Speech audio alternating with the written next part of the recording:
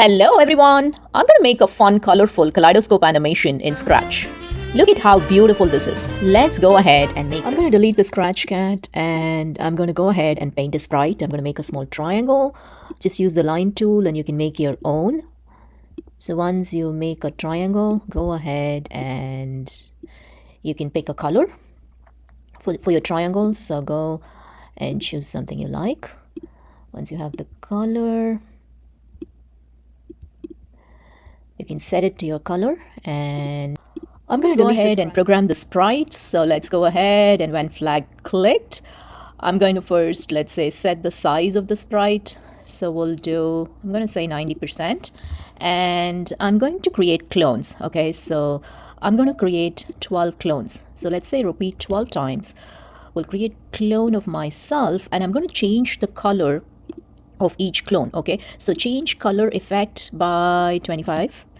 And what I'm going to do is I'm going to make each clone point in a different direction. Okay, so if we're going to create 12 clones, we're going to kind of make them point in 30-degree intervals, so it'll add up to 360. Okay, so let's go ahead and create a variable. I'm going to call it direction. Okay, so now what I'm going to do is I'm going to say change direction by 30. Okay, and when I start, I'm going to reset the direction. Okay, so now what's happening, I'm creating 12 clones, different colors, pointing in I'm going to point them in different directions. Okay, so let's do that. Let's go back here, and when I start as a clone, you're going to first change the direction. Okay, so you're going to say point in direction, and you're going to point in the direction. Okay, so let's see what happens. Get out. So there you go. So I have all my clones and they're pointing in different directions, and if you notice, they're all stacked up, right? So let's go back.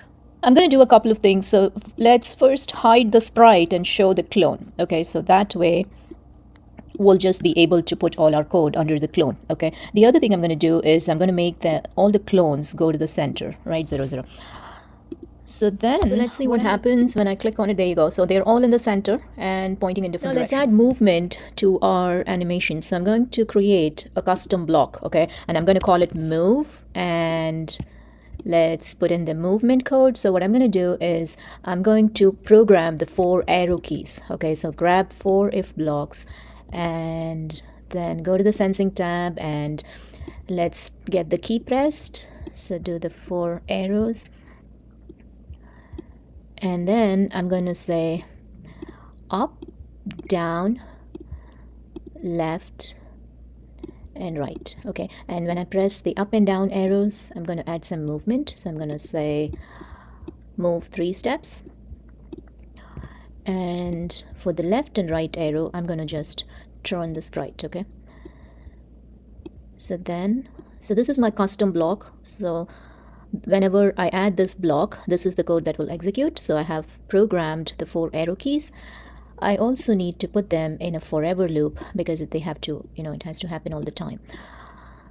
So the last thing I need to do is I need to go and add the move block to my clone program so that the clone has movement. Okay, so let's check this out. I have my clones and let's see. So there you go. So all my arrow keys and movement is working just fine. Go ahead and paint your screen or get the backdrop, and there you go. I have my lovely kaleidoscope animation. You can play around with it. You can change the color of your sprite. You can change the color effect. You can also go ahead and play with the size, the number of clones. You can basically change all the numbers and settings and have a lot of fun. Don't forget to like, share, and subscribe. Thank you, and bye-bye.